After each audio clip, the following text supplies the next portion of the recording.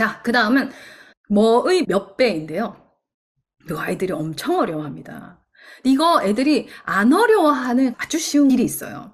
애들 다 마법 천자문 좋아하잖아요. 그죠? 마법 천자문 집에서 한두 권씩은 다 읽히시죠? 만화책 안 사주시는 집도 이 마법 천자문을 읽히시더라고요. 혹시 안 읽히셨다면 도서관에서 빌려서라도 읽히면 좋을 것 같아요. 이 한자라는 게 굉장히 재밌기 힘든 부분인데 마법 천자문 책으로 한자를 굉장히 재밌게 받아들일 수 있고요. 그걸 이제 시작으로 한자에 대해서 호기심을 던져놓고 다른 엄마가 시키고 싶은 걸로 확대시키면 됩니다. 근데 제가 마법 천자문 얘기를 왜 꺼냈냐면요. 많은 어휘들이 한자어예요. 이 배도요 한자어입니다. 어떤 한자어냐? 곱하다는 뜻을 가진 한자어예요. 그러니까 뜻이 곱하다고 음이 배인 거죠.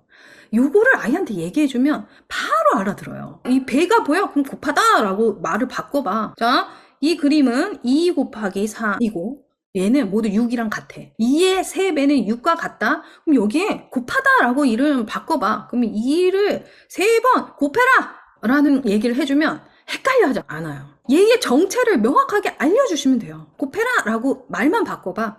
그래서 이 말하는 게 중요해요. 이 글을 보고 2의 3배는 6과 같다. 얘를 배를 넣어가지고 말로 바꿔서 해봐. 2를 3번 곱해라. 이렇게 직접 해보는 거예요. 이걸 한 반복적으로 몇 번만 해봐도 뭐의 몇 배 헷갈리지 않습니다. 그리고 나서 뭐의 몇 배라는 글을 보고 거꾸로 그림과 덧셈식과 곱셈식을 나타내 보는 거예요. 자, 위에 거와 아래 거의 차이점은 뭐냐? 위에 거는 그림을 보고요. 식을 쓰고 말로 표현해 보는 거였어요. 이렇게 하면 이제 이 그림은 이런 의미구나. 곱하기를 이렇게 쓰고 뭐의 몇 배를 이렇게 이 그림은 이렇게 해석하는 거야 까지 들어갔어요. 근데 여기서 끝내면 안 돼요. 여기까지 하면 애가 아는 것 같아요. 아는 것 같은 상태인 거예요. 얘가 진짜로 알게 되는 상황은 내가 직접 이 글을 보고 거꾸로 그림으로 나타내 보는 과정이 필요해요. 이 그림은 제가 그렸는데 원래는 빈칸이에요. 2의 4배라는 글만 보고 그림으로 그려보는 거예요. 그림을 보고 덧셈식으로 나타내고 그리고 곱셈식으로 다시 나타내는 과정, 이 거꾸로 가는 과정을 거치는 거죠. 여기까지가 뭐의 몇 배. 이렇게 하면 헷갈리지 않습니다. 자, 그 다음 곱셈의 교환 법칙이에요. 이 곱셈의 교환 법칙도 곱셈이 가지고 있는 아주 중요한 특징이죠. 자, 질문 드릴게요. 이 곱셈의 교환 법칙은 결국 곱셈이 뭐기 때문에 나오는 법칙일까요? 이 곱셈의 교환 법칙은 필연적으로 나올 수밖에 없는 너무 당연한 규칙이거든요. 그러니까 얘를 외우는 게 아니에요. 우리 중학교 때 외웠어요. A 곱하기 B는 B 곱하기 A. 해서 곱셈의 교환 법칙. 외웠던 거 기억나시죠? 다 이렇게 외웠어요. 근데 이거는 외울 게 아니야. 얘를 기억하고 떠올리면 너무나 당연한 소리예요. 뭐냐면 곱셈은 더하기에서 파생됐다는 사실을 기억하면 돼요. 자, 더하기에서 한번 보세요. 더하기에서 3 더하기 4, 4 더하기 3 같은가요? 같죠? 왜 같죠? 뭐 당연한 거 같으니까 같죠. 라고 생각하시면 안 됩니다, 여러분. 수학에는 당연한 게 없다. 모든 것을 다 논리적으로 설명할 수 있는 게 수학이라는 학문입니다. 왜 같을까요?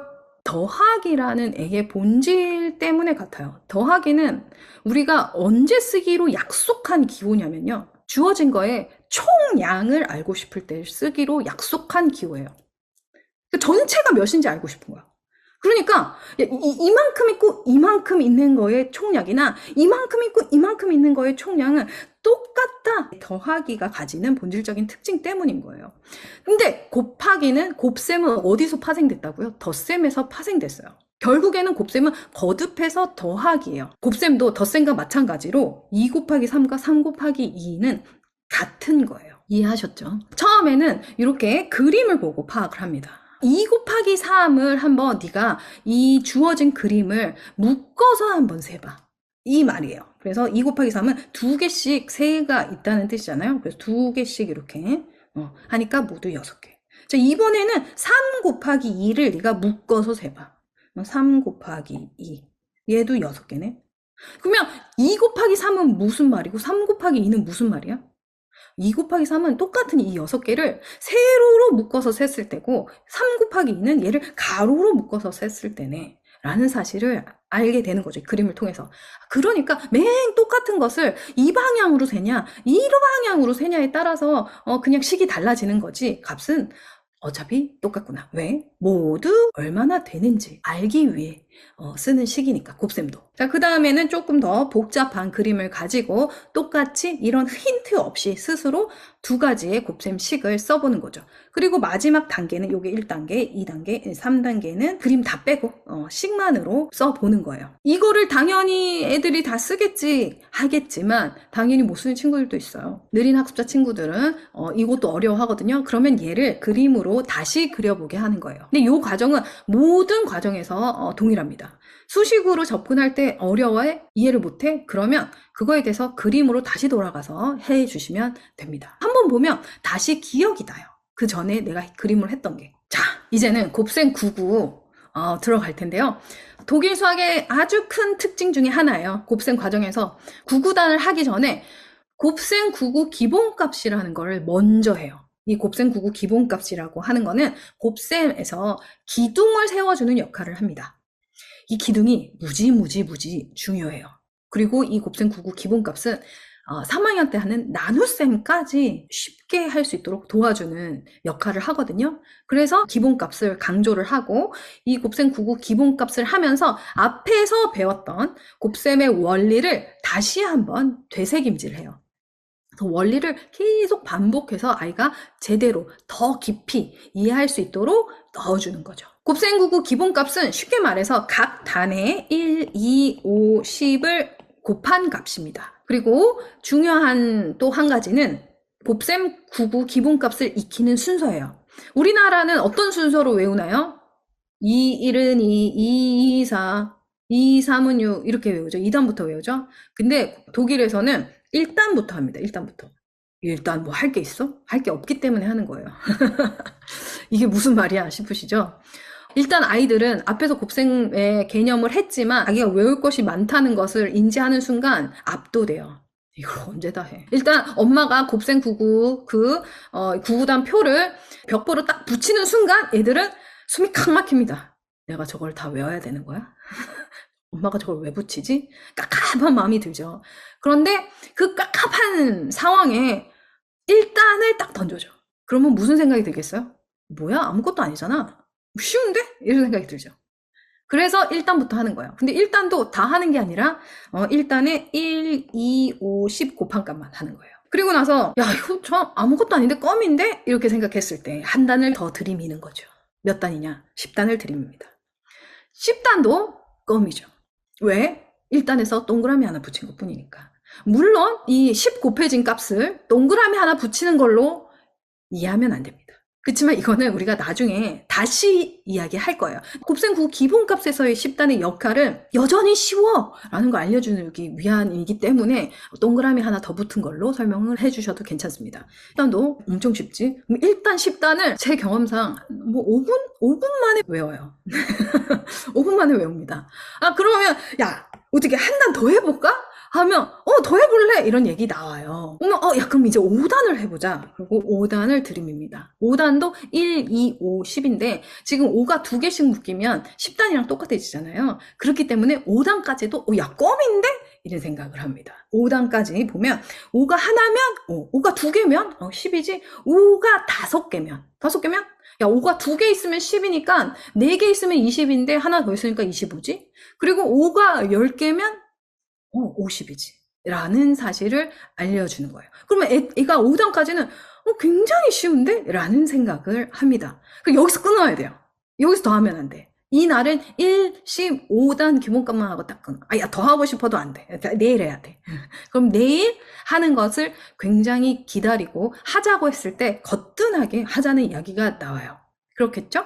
이렇게 해서 2, 4, 8단 하고 그 다음 3, 6, 9단 하고 7단 이 순서로 하는데요. 요 기본값을 하면서 중요한 포인트, 놓치면 안 되는 포인트 제가 또 알려드릴게요. 자, 요 2단의 예시를 제가 갖고 왔는데 요렇게 묶은 이유가 있어요. 왜 그러냐면 보시면 1단의 10배가 10단이죠. 그리고 10단의 반이 5단이에요. 2단의 2배가 4단이고 4단의 2배가 8단입니다. 그리고 3단의 2배가 6단이고 3단의 3배가 9단이죠. 근데 이 9단은 3단과 묶어서 하지는 않고 10단과 이어서 합니다. 하지만 같이 묶어서 하긴 해요. 그리고 마지막에 이제 7단을 하는데 이 관계성을 곱셈9구 기본값을 익히면서 같이 보는 거예요. 앞에 수가 2에서 4로 2배로 커졌을 때, 4에서 2로 작아졌을 때를 보면서 곱셈의 앞뒤수가 크고 작아질 때 값이 어떻게 변하는지까지 관찰하는 거예요. 여기서는 이해가 아니라 관찰입니다. 수학의 또 중요한 시작 포인트가 관찰이에요. 기후, 계절의 변화 이런 거는 어디서 나왔냐? 관찰에서부터 시작돼요. 그래서 수학의 아주 중요한 그 한 포인트 하나가 관찰이거든요. 관찰하는 것을 굉장히 열심히 할 수 있도록 격려해 주셔야 돼요. 그래서 관찰하는 것부터 시작합니다. 2단이 이렇게 있어. 2가 2개면 4개, 2가 5개면 10개야, 2가 10개면 20개야. 동그라미 개수. 자, 근데 4단을 봐봐봐. 그럼 여기서 어떻게 생각을 하느냐? 2단이 똑같이 하나 더 있어. 그러면 4단이랑 똑같아. 4단을 접었다 폈다 하시면 되겠죠? 이렇게 보여주는 거예요. 그래서 4단을 딱 반으로 접어. 그럼 2단이랑 똑같지. 2단을 똑같은 게 하나 더 있어. 그럼 걔 4단이 똑같아. 자, 그럼 봐봐. 2 곱하기 1, 4 곱하기 1. 앞에 수가 2에서 4로 몇 배? 2배. 2배란 말이 무슨 말이야? 2배란 말이 곱하란 얘기지. 그러니까 2에 2를 곱했더니 4가 되잖아. 그러면 값도 2에서 4로 2배. 똑같이 2 곱한 값이 되는 거야 라는 부분을 설명해 준 거예요. 이게 아주 중요한 포인트입니다. 덧셈에서는 여러분 5 더하기 2 뒤에 수는 2로 똑같은데 앞에 수가 5에서 6으로 1이 커졌어요. 그러면 얘는 7, 얘는 8, 얘도 1이 커지죠. 그죠? 1 커지면 1이 커져요. 근데 곱셈에서는 5 곱하기 2, 6 곱하기 2 하면 앞에 수는 1이 커지는데 값은 얼마가 커지나요? 2가 커져요. 그죠? 왜 2가 커지죠? 한 번에 세는 단위가 2개씩이니까 2니까. 이게 덧셈과 구분되는 곱셈의 특징이죠. 그래서 수가 곱셈에서 앞에 수가 변할 때 값이 어떻게 변하는지, 그리고 뒤에 수가 또 변할 때 값이 어떻게 변하는지를 관찰하는 것부터 시작을 하는 거예요. 아셨죠? 네. 자, 그 다음에는 10단이에요. 10단과 5단도 똑같이 비교를 하는데요. 같은 원리입니다. 이 10단을 반을 쭉 그어. 그 다음에 얘를 10단을 반을 딱 접으면 5단이랑 같아. 그리고 이 5단 한 개 있는, 이 반 접은 거면 5단 하나 있는 그림이죠? 이 5단을 쫙 펴면 10단이랑 같아. 10 곱하기 1과 5 곱하기 1. 10에서 5로, 여기서는 지금 아직 분수를 안 배웠죠. 나눗셈도 안 배웠잖아요. 그죠? 나눗셈을 배운 친구라면 나누기 2라고 설명하고, 이걸 안 배웠다 그러면 반이라고 설명하면 됩니다. 이 그림의 반을 접다가 폈다가 하는 걸 보여주면서 반이 되면 값도 10에서 5로 반이 되는 거야. 2를 나눠주는 거야. 나눗셈 배웠으면 이렇게 설명하면 되겠죠. 이게 곱셈 9구 기본값을 하면서 다시 한번 다져야 되는 곱셈의 중요한 특징들이죠. 그리고 나서 이제 9단을 제가 한번 보여드리려고 하는데, 저는 곱셈 9구를 할 때 제일 어려웠던 단이 9단이에요. 아무리 해도 이 9단이 헷갈리는 거예요. 그런데 이렇게 9단을 배웠더니 9단이 헷갈리지 않습니다. 어떻게 9단을 익히냐면요. 10단과 비교해서 9단을 익히는 거예요. 어떻게 하느냐? 그림을 잘 보면요. 요 지금 10단과 그림이 똑같아요. 묶여져 있는 그림이. 그런데 9단에서 요 마지막 하나가 이렇게 밖으로 나가는 모양이에요. 10단과 9단 똑같이 10개가 되어 있는데 9단에만 마지막 한 개가 뽕 나갔어. 그럼 이게 무슨 말이야? 10 곱하기 1은 10이 한 개인데 9 곱하기 1은 10개짜리 한 줄에서 하나가 나간 거구나. 10에 하나를 뺀 거야.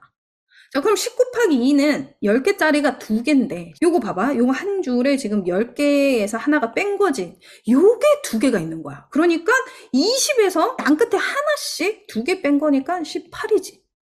요렇게 알려주는 거예요. 10 곱하기 5는 10개짜리가 5개인데, 이 10개짜리 한 줄에 끝에 하나씩, 이거 그러니까 이미지가 머릿속에 들어가야 돼요. 그러면 안 헷갈립니다. 이걸 외우는 게 아니라 이 그림을 머릿속에 팍 박는 거예요. 끝에 하나씩. 몇 개가 나갔니? 5개가 나갔지.